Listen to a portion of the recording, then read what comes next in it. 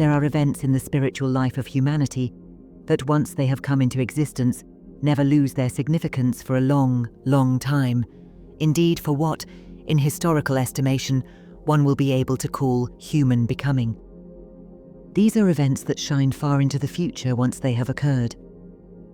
One of these events is that through which, in the dim and distant past, that law, or perhaps those laws, was given to man, which then inscribed itself so deeply not only in the human soul as such, but also in all the historical development of mankind, upon which depends that which is not only engraved in stone tablets in legend and history, but which is engraved above all in those brazen tablets whose material is taken from the soul life of humanity itself. We shall speak today about an event of this kind, which we call the 10 Commandments. Only from the spiritual scientific point of view can we understand why these 10 Commandments have had such a decisive significance for the life of all humanity ever since they came into being. Without exploring the origin and significance of these 10 Commandments from the depths of spiritual life, we still cannot understand their survival and significance for our time. For they are among those events in human history that were only possible at the time they were given, in the way they occurred, and acquired their significance from the way they occurred. This latter significance will never be able to be properly understood by our materialistic view of history. It is one of the many illusions that have been indulged in recently. It has been said that historical research shows that these 10 Commandments were given to the Hebrew people, but if you look at other peoples, it turns out that they all had similar commandments. Indeed, today, people are even glad when they believe that they can weaken the old sacred tradition by showing that such commandments are not only found among the Hebrew people, but also here and there among other peoples. This point of view completely loses sight of the historical significance of the great moment when those commandments, like the fire of Sinai, also entered into the life of humanity in a spiritual sense. But the profound significance of such an event, namely, the impact of the 10 Commandments on the consciousness of man, can only be correctly understood if one explores the nature of man in such a way that one also draws attention to its supersensible aspects. For those who have heard me speak before, some things will have to be repeated, but we need this so that those who are here for the first time today will also understand.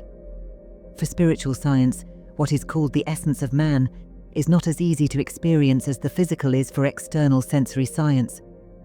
What can be perceived with the outer senses of the human being is only a part of his being, and what can be seen with the eyes and felt with the hands is, for spiritual science, only the lowest part of the human being, which the human being has in common with inanimate nature, which is governed by chemical and physical laws. But the one who has developed the inner spiritual senses has just as much truth before him as the outer eye has color and light, which for the spiritual scientist is just as perceptible an entity as the physical body. These supersensible members of human nature, which the ordinary person cannot see, but which he can at least make clear to himself through his healthy mind and through concepts. Let us imagine a person standing in front of us. Is that all there is? Just what the eyes can see and the hands can grasp? Every person knows from their own direct experience that this is not the case. Everyone knows that there is something else there, something that flows through them as joy and pain, pleasure and suffering, and what we know as sensations and perceptions.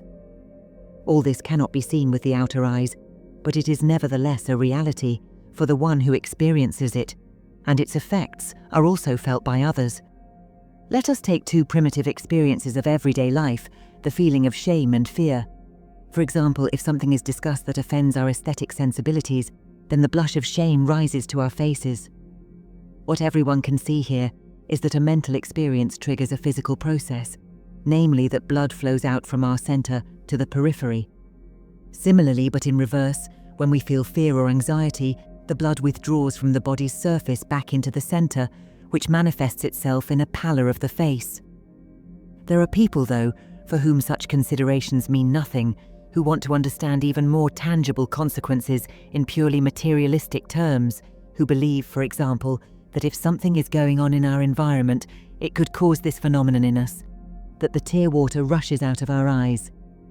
It is therefore not surprising if, as has actually happened, such a materialistic researcher comes to the strange conclusion. Man does not weep because he is sad, but he is sad because he weeps.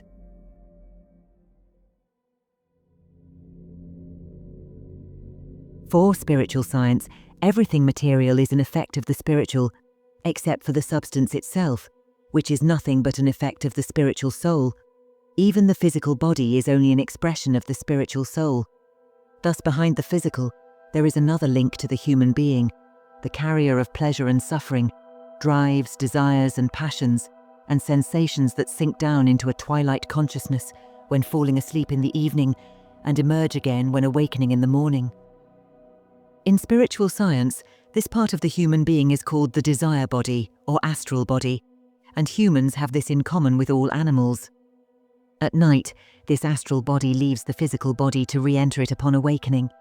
It would be just as nonsensical to claim that what surrounds the skin disappears in the evening and is recreated in the morning as it would to claim that the desires and instincts disappear in the evening and are freshly recreated in the morning. For the clairvoyant, it is an established fact that a person's astral body moves out of their physical body during sleep, leaving the physical body in bed. Why does the astral body, when it leaves the physical body, not perceive what is going on around it in the astral world, just as the physical body perceives what is going on around it in the physical world? This is very easy to understand. Imagine a person without eyes. That person cannot perceive anything that has to do with light and colour. It is the same with the ear, with the loss of which all sounds disappear. If all the senses are extinguished, the person can no longer perceive his surroundings. A person perceives as much of the physical environment as they have organs for. The same applies to our astral body, because at the present stage of development, the astral body of the average person has not yet developed organs. It is not possible for him to perceive his environment during sleep, and therefore during sleep, a person inevitably sinks into unconsciousness, while someone who has already developed these organs also retains consciousness during sleep and lives consciously in this astral world. Spiritual science, however, distinguishes a second link in the human being, which lies between the physical and astral bodies, the etheric or life body. The physical body has the same powers as the so-called inanimate nature, the mineral world. But only when a person is a corpse does the body follow physical laws. In life, however, it has, like every animal and every plant, a faithful fighter against decay within it, a cohesive force that never leaves it, not even when it is asleep. The physical body would be a corpse at every moment and would disintegrate into its component parts, following the laws of physics, if it did not have this etheric or life body within it. And it alone is what fights every moment to preserve life. Thus we have three members, the physical, etheric and astral body. In death, the etheric body detaches itself from the physical body. When a person sleeps, the physical body lies in bed with the etheric body. This etheric body is common to humans, animals and plants. But now man has a fourth element, which elevates him far above all other living creatures and distinguishes him from all others, and which makes him the crown of creation, the I. This little word has no equal. Any table can be called a table and any chair a chair, but the word I can never reach our ears from a foreign tongue if it is to mean us. Only I can say I to myself, for everyone else I am a you, and that is deeply significant. In the depths of our soul, in our most holy inner being, it must fade away as the expression of what is most hidden in our being. The mystery that is to be expressed by this has been felt by all religions based on spiritual science, and thus above all by the religion of the ancient Hebrew people. We can therefore only approach the moment when the lightning of the 10 Commandments flashed into humanity by looking closely at this fourth link. It is the unspeakable name of God in the human soul, a drop from the ocean of the divine that floods the world. This is the spark from the divine that the whole world lives and weaves through. It has often been said that spiritual science makes the world a god with this, but just as a drop of water does not become the sea, this reproach is also not justified. However, just as the drop is of the same substance as the sea, so too is a part of the divine alive in every human being. Thus the divine lives and moves in the world, and a drop of it is in every human being, and because this divine does not need to penetrate through any senses, it announces itself in the innermost of the Holy of Holies.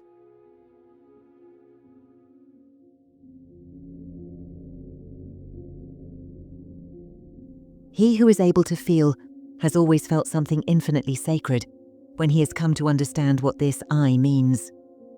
Jean-Paul recounts how as a boy he stood in front of his father's barn and suddenly realized, "You are an I." And from that moment on, he knew that an immortal lived in his soul. If people reflect more on the path that this indicates, they will be able to penetrate spiritual science even deeper. Of course, Fichte is absolutely right. Most people would rather consider themselves a piece of lava on the moon than an ego.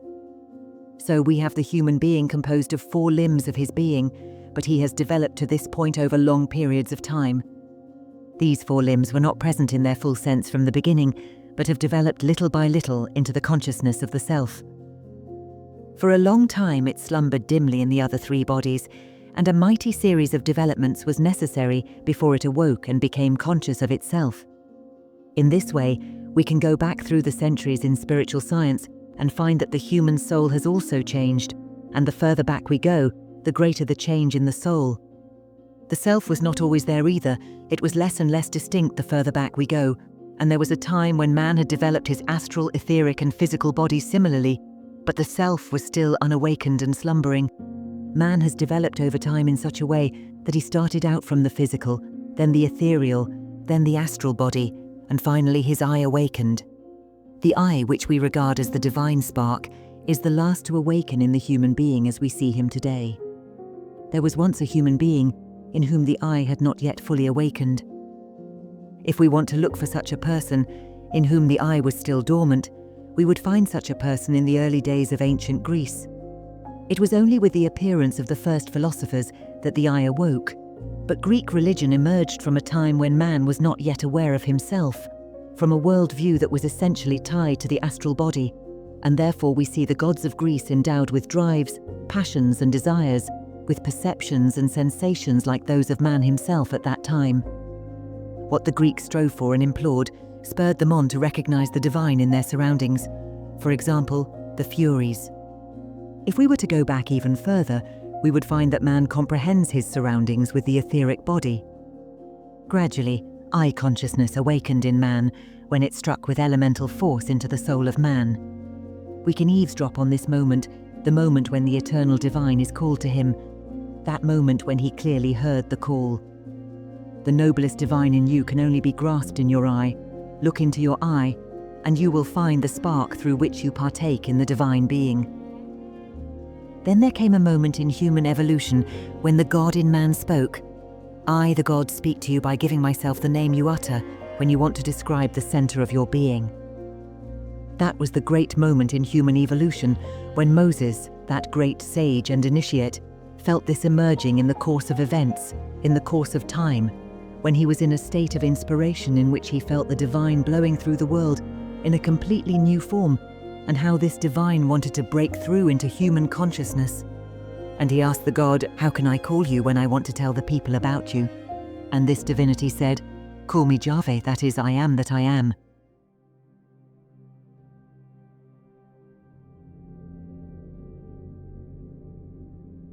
If the Greeks had seen in their gods what man can experience in the astral body, then it was a divinity for which there is only one worthy name, namely that by which we designate our own innermost being, and the name of Yahweh is nothing other than that which is intended to express the core of our being, and only an individual such as Moses could receive that inspiration, which, like a lightning bolt, struck the world with a new knowledge of God. However, it was necessary for Moses to be able to make this impact effective.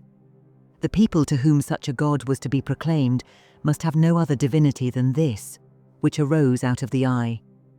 For an individuality such as Moses, it was not just a matter of receiving that mighty inspiration and proclaiming it to his people, but of permanently consolidating it in the consciousness of that people, and thus completely permeating the soul of the Jewish people with it. How could that happen? Let us ask ourselves how that which we have designated as the 4 parts of the human being is expressed in the material world. The physical body finds its expression through itself, the etheric body in the glandular system, the astral body in the nervous system, and the I in the blood. This is also how Goethe's saying is to be understood. Blood is a very special juice, hence the importance of blood in all the wide-ranging events of human life. Hence also the great importance of consanguinity among ancient peoples, as it was conditioned by close marriage. For example, the tribal kinship among the Germanic peoples. Because the same blood flows through their veins, the generations feel they belong together. The I is not only expressed in one's own blood, but it also runs down through the generations, and it is not an individual I as in today's people, but a group I.